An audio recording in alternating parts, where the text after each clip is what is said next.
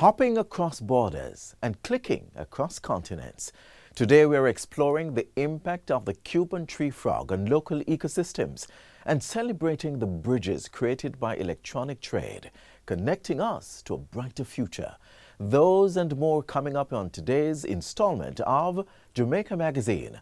I'm Adrian Atkinson. Welcome. Jamaica, I can help you protect our citizens. Jamaica Eye will play a part in increasing your public safety. Jamaica Eye is part of an island-wide network of camera surveillance systems designed to increase the safety of you, our citizens. If you have a camera system outside your home or office facing a public space, log on to jamaicaeye.gov.jm today. Jamaica Eye, we're all connected. The Ministry of National Security, creating a safer and prosperous Jamaica.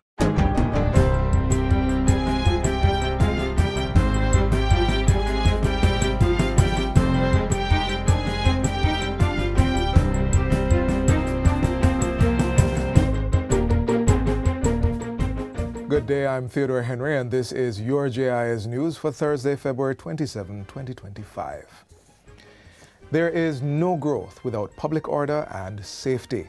Deputy Prime Minister and Minister of National Security, Dr. Horace Chang, is emphasizing that point as he again asserts the government's commitment to investing in the country's police infrastructure. It takes cash to develop an effective law enforcement agency which can deal with the organized crime in this country, who are heavily financed. They have money. They are smart, they have guns, and they will do anything to undermine the society, earn more money, and create chaos and kill our people. Dr. Chang was speaking on Wednesday at the opening of the newly constructed Lacovia Police Station in St. Elizabeth. It's the latest to be built under the ministry's Project Rebuild, Overhaul, and Construct. The station was constructed at a cost of approximately $200 million and has been equipped with state-of-the-art technology, improved working conditions for officers, and enhanced community spaces to foster better relationships between the police and residents. During the opening ceremony, the minister also addressed the matter of extrajudicial killings by the police. He asserts that reported figures of 50 fatal shootings do not equate to extrajudicial killings, but rather reflect the police's increased efforts to restore order in a society long plagued by ruthless criminals. 50 police shooting, that same police out there chase down in the one man to shoot down somebody. It means the police is in a position to engage criminals, and if you have more engagement, you're going to have more shooting. If they surrender, they'll take them to the court. Extrajudicial killings happen when someone in an official position deliberately kills a person without any legal process. The National Security Minister points out that while persons focus on the fatal shootings from criminals engaging the police, we must recognize and commend the positive results they are reaping in the fight against crime and violence in the country. This month, at the rate they are going, you'll have the lowest number of murders in Jamaica for the last 25 years and more. The police officers are working. They're out there in the hot spots. They are monitoring areas. The new National Correctional Services Policy, which addresses matters regarding improvements to state penal institutions and the welfare of incarcerated inmates, will soon be submitted to Cabinet. This was revealed by State Minister of National Security Juliet Cuthbert-Flynn during a compliance tour of the Richmond Farm Correctional Center in St. Mary on Thursday. She says the policy will ensure a coordinated and uniformed system across all correctional institutions. I really just wanted to come to make sure that things are implemented as far as the policy is concerned, and I have to say that I'm pleased with what I've seen so far today as far as what is happening with the rehabilitation and reintegration, which is very important. Minister Cuthbert-Flynn observed activities such as woodworking, farming, and literacy in numerous spaces during her visit. We want to make sure that when the inmates leave the facility, that they're able to go out into the world to make sure that they are viable citizens. The Richmond Farm Correctional Center is a medium security facility housing inmates nearing the end of their sentences. The Trade Board Limited has launched its Export Academy to further foster Jamaica's export-led economic growth and strengthen the country's position in international trade. It was launched on Tuesday at the S Hotel in Kingston. The platform is accessible free of cost to all registrants, making it an inclusive, invaluable resource for anyone looking to expand their horizon and succeed in international trade. The comprehensive digital learning platform seeks to equip existing and potential exporters with the necessary skills, tools, and knowledge to successfully navigate and access international markets. Minister of Industry, Investment and Commerce, under which the Trade Board falls, Senator Aubin Hill, says the goal is to achieve a positive trade balance. To improve our trade balance and secure long-term prosperity, we must make exporting a national imperative.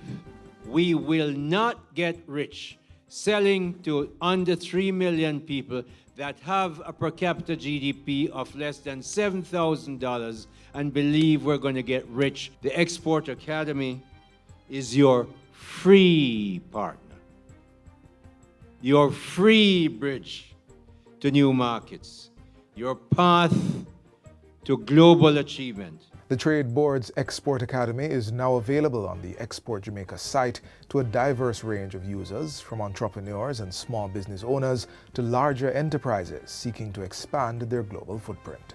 A monument is being constructed in honor of the victims of the Kendall train crash of 1957.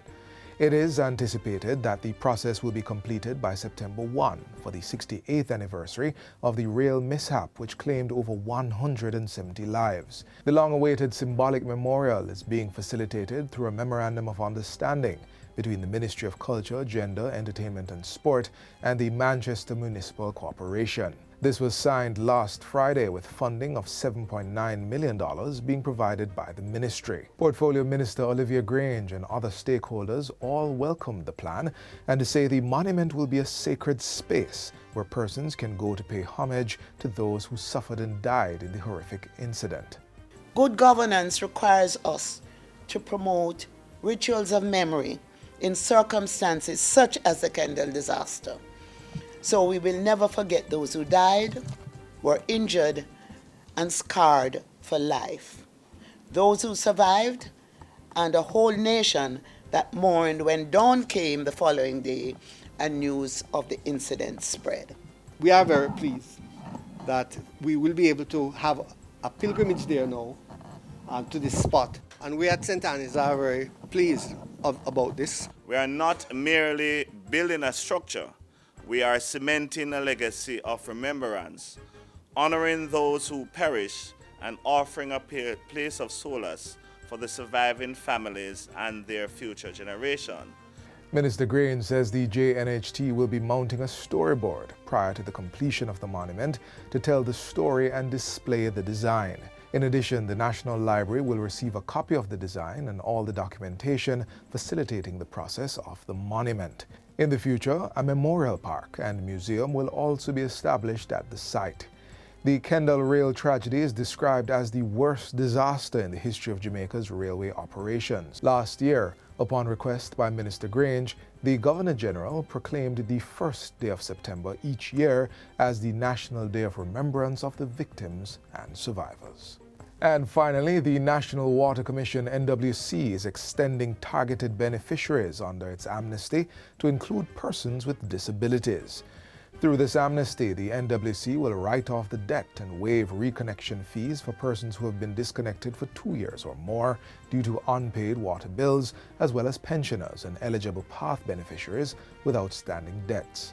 During Wednesday's post-cabinet press briefing, the Ministers of Labour and Social Security and Economic Growth and Job Creation announced that it would now also include persons with disabilities or their verified caregivers. This action aligns with Jamaica's commitment to the Convention on the Rights of Persons with Disabilities, particularly Article 3 and 28, which emphasize the rights of persons with disabilities to an adequate standard of living. Minister Matthew Samuda reports that since the amnesty's commencement in January, over 10,000 persons are seeking to benefit, with 600 customers so far reconnected and a further 2,489 approved for reconnection. He adds that the NWC has generated $98.9 million in additional revenue because of the amnesty. This expansion is good for Jamaica, good for the National Water Commission, and of course due to the disabled community as we show what a caring government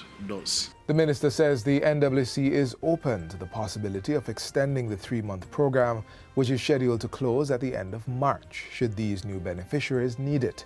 Those seeking to benefit from the amnesty must register with the Jamaica Council for Persons with Disabilities. And that's it for JIS News Today. I'm Theodore Henry. Thanks for watching.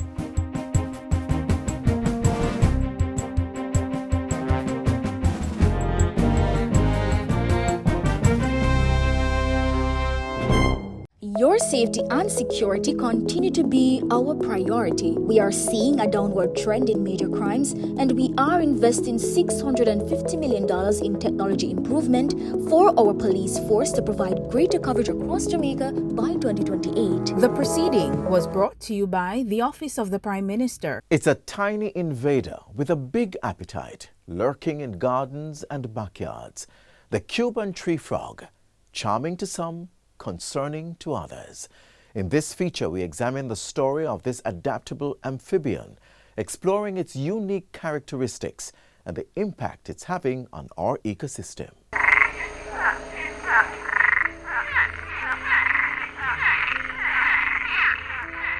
This is the Cuban tree frog. The first reported sighting was in 2017 at a fish farm in Clarendon. But it's believed that the amphibian was introduced to the island sometime before that. Today, there have been sightings of this invasive species in several parishes, causing wonderment and weariness in its wake.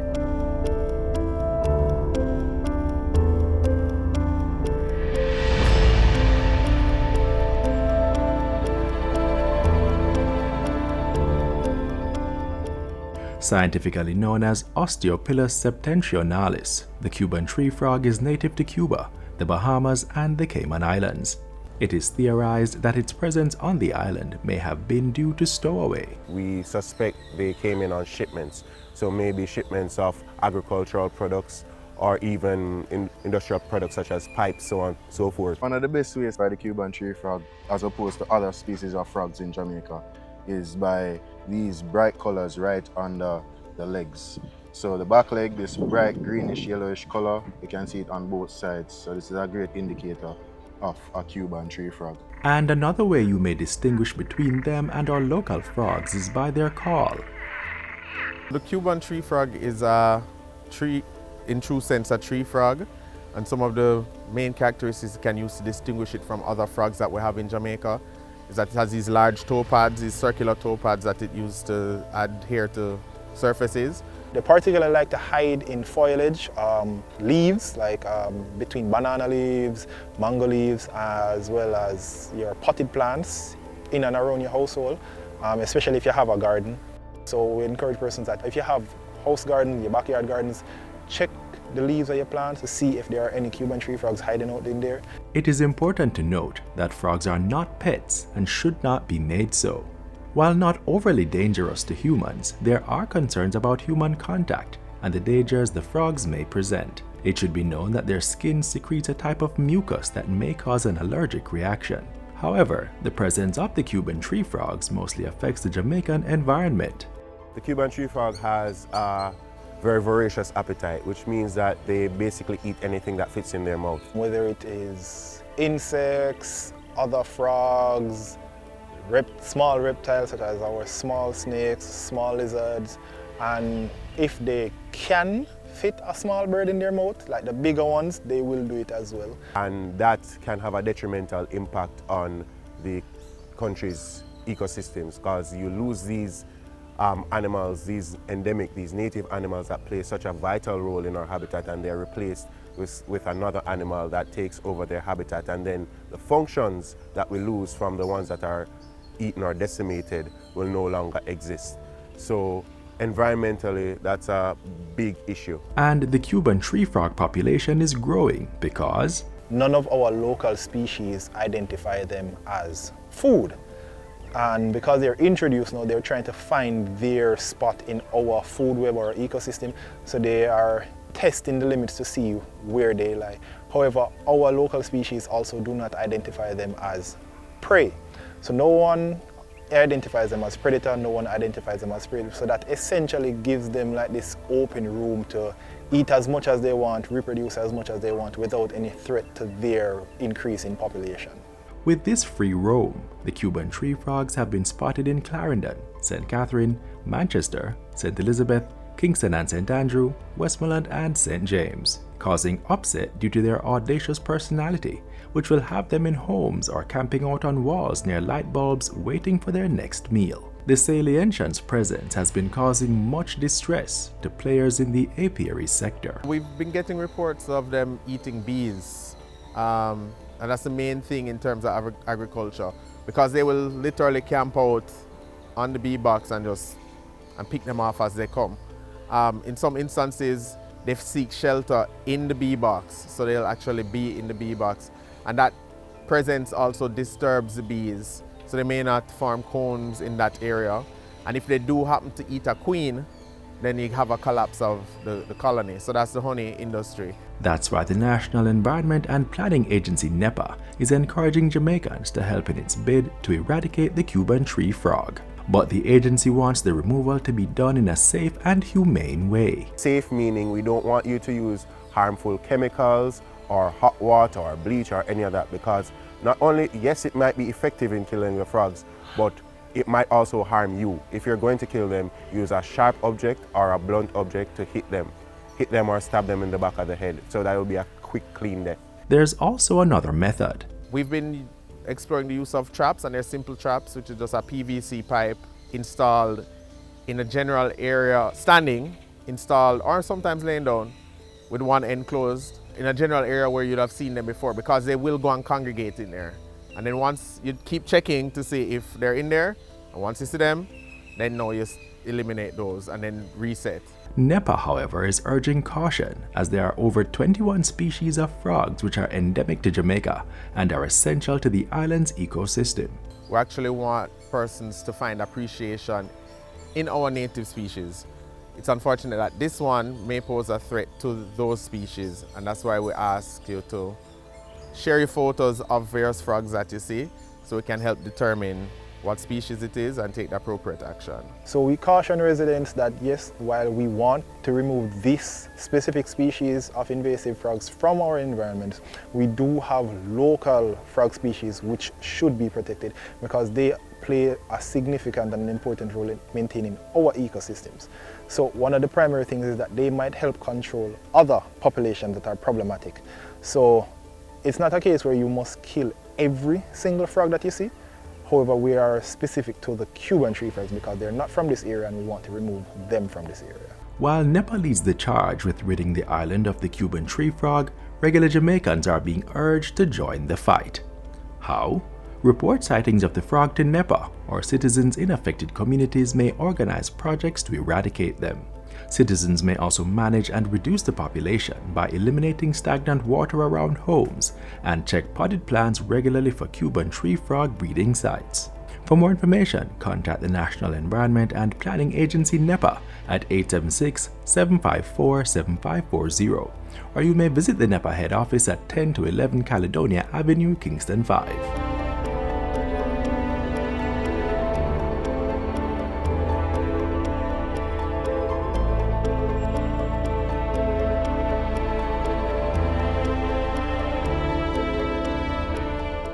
Young Jamaicans up to 35, your government will reserve up to 10% of NHT housing solutions over the next 5 years just for you, with 100% financing up to 15 million Jamaican dollars.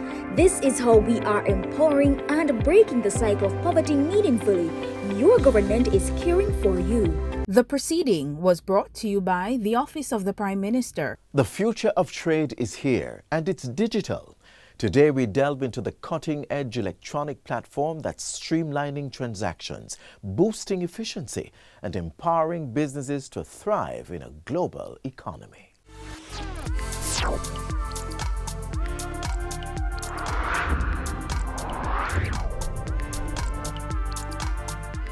With the implementation of digital platforms to facilitate trade, the ease of doing business is not just a phrase, but reality. Through the ratification of the Trade Facilitation Agreement, the government of Jamaica has put systems in place to improve cross-border trade. This is definitely a step in the right direction. The following services are available through JSWIFT.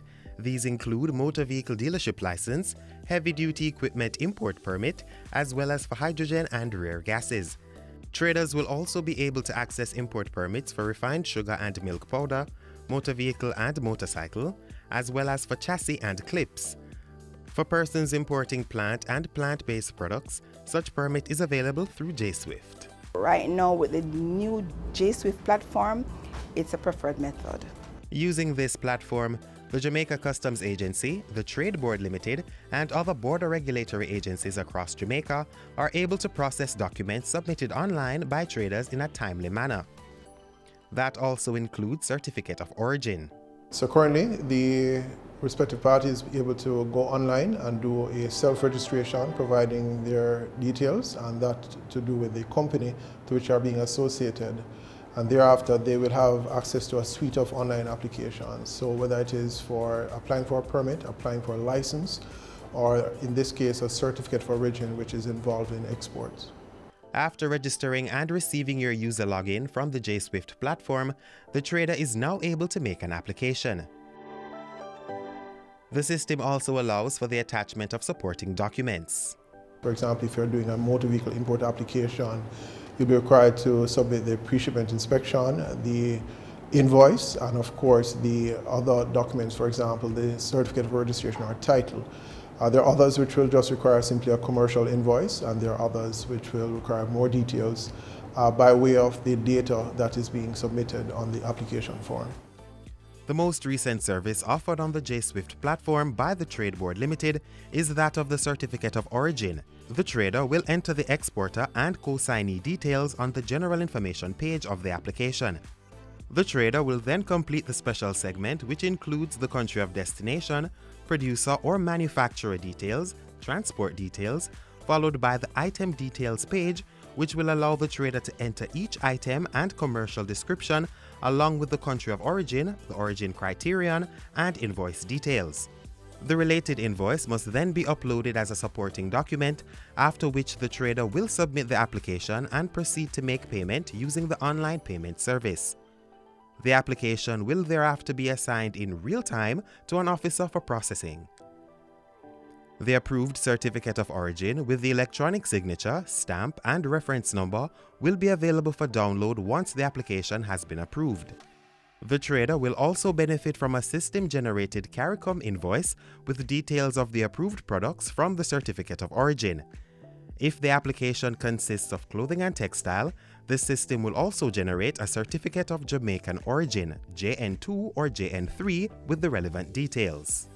There are a list of criteria that we check for based on whenever the clients submit their documents to us. So we check to ensure that both invoice and certificates, the consignee and the company that is exporting the product is indeed correct. We also check to ensure that no clients will be exporting another client's product, because that can be a breach on our part. Each certifying officer will check to ensure that all products are deemed certified for export for duty-free treatment.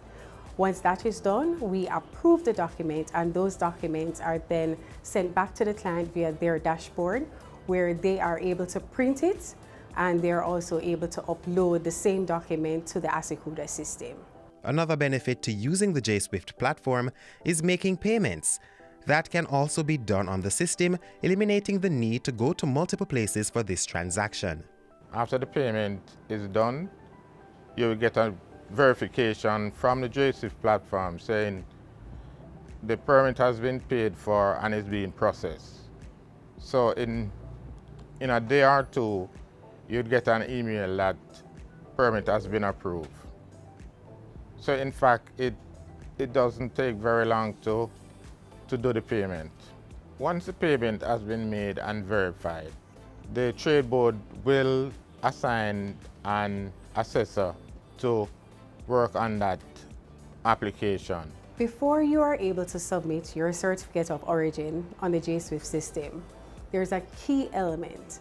You would have to complete your product analysis form so that we can tell you if your product qualifies for duty-free treatment. If it does qualify, we will submit a letter to you informing you. But if it does not qualify, we'll still submit a letter to you, but we will guide you and provide you with the necessary information to tell you why. To help stakeholders maneuver the JSWIFT platform, the Jamaica Customs Agency is carrying out ongoing training sessions. Along with the training sessions, so what we have done is to prepackage the material. So we do have our YouTube channel that is Learning JSWIFT, which has quite a bit of the videos, which would guide persons as to use the service. We also have our e-learning platform, that's learning.jswift.gov.jm, where persons can go and register for the online learning platform and of course enroll and go through the training material at their own pace and at their time and convenience. With JSWIFT coming online with Certificate of Origin, the EUR, I am sure that trade will be speeded up. So far for us, it has been very efficient. It's less time taken up to having to stamp so many documents because it's now digital. And with all of that, we're able to focus on additional duties that we have that is needed to be completed at the Trade Board. The online services certainly is a step in the right direction. We do understand the constraints of the pandemic and the need for us to provide services that are far more convenient to our citizens or traders. Jamaica Single Window for Trade, JSWIFT, enabling faster processing and release of commodities, transparency, trader compliance, reduced cost associated with trade regulatory requirements, while fostering best practice and improving trade standards.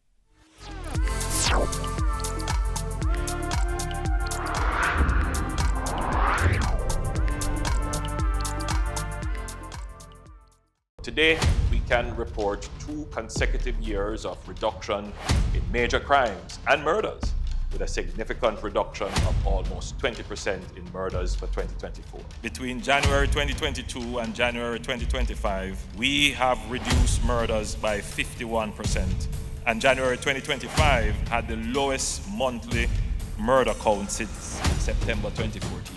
Our efforts have also resulted in the reduction of active gangs by 50%. We continue to increase firearm seizures, and in more communities, we are experiencing less violence.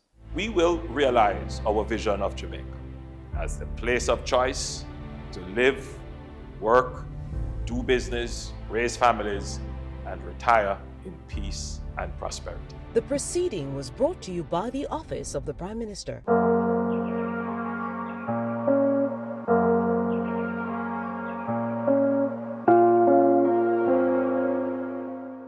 One thing we need to remember is that there are many persons out there in our family, community, wider society who may be having challenges, and that these persons sometimes need to be heard, sometimes need to be helped, sometimes need to be hugged, right? And the best we can do to promote mental wellness in our community is just to be there for people, to be able to hear them, to be able to hug them, to be able to help them, you know? And let's all be our brother's keeper and make this place a better place and a place that is conducive to good mental health and mental wellness.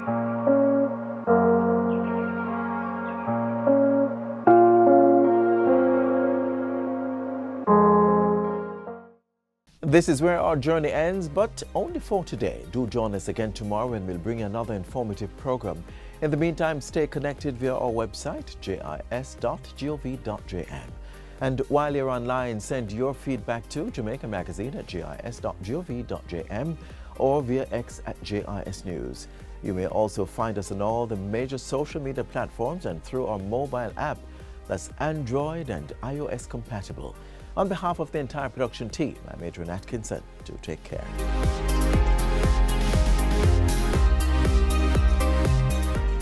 This has been a production of the Jamaica Information Service, the voice of Jamaica.